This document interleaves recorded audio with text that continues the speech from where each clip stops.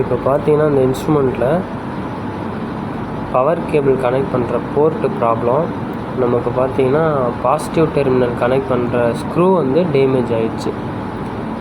அந்த ஸ்க்ரூவை வந்து நம்ம ரீப்ளேஸ் பண்ணிவிட்டு வேறு மாற்றலாம். அப்படி இல்லைனா அந்த ஸ்க்ரூவே ரீப்ளேஸ் பண்ண முடியாததுனால அந்த போர்ட்டையே மாற்றணும். இப்போது பக்கத்தில் நமக்கு ஸ்பேர் போர்ட், அது வந்து ஏஐ ஸ்பேர் தான் அது. அந்த ஸ்பேரோட போர்ட்டை தூக்கி நம்ம இன்புட் பவரோட இதில் கொடுக்கலாம். அதை டீசால்ட் பண்ணி எடுத்துட்டு பக்கத்தில் இருக்கிற ஸ்பேர் போர்ட்டை தூக்கி இதில் கொடுத்துடலாம்.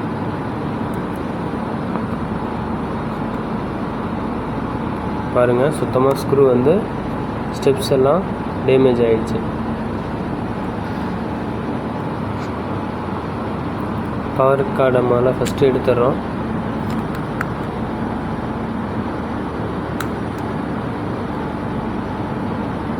கேபிள் எல்லாத்தையும் ரிமூவ் பண்ணணும்.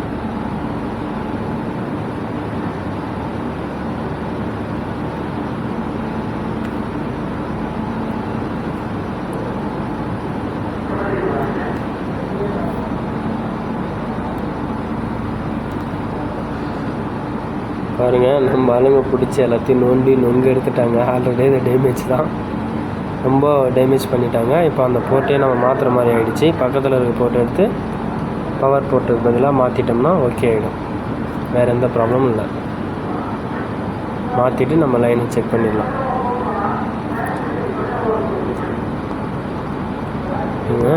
ஓப்பன் பண்ணியாச்சு. ஒரு சைடு டீசால்டர் பண்ணணும்.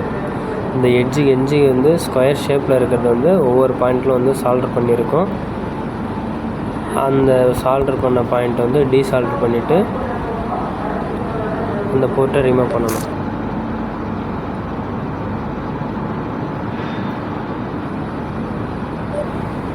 இந்த எட்ஜில் ஒரு பாயிண்ட் இருக்குன்னா அதை டீசால்டர் பண்ணணும்.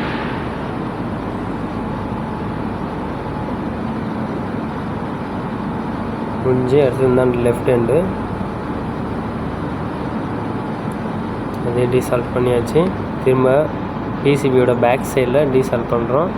டீசால்ட் பண்ணிவிட்டு அந்த பின்னை ரிமூவ் பண்ணுறோம். ரெண்டுத்தையுமே ரிமூவ் பண்ணியாச்சு. நெக்ஸ்ட்டு அந்த பின்னை தூக்கி பவர் போர்ட்டு இதில் கனெக்ட் பண்ணிடுறோம். அவ்வளோதான். அடுத்தது நம்ம பவர் கேபிள் கனெக்ட் பண்ணி செக் பண்ணியாச்சு. ஓகே.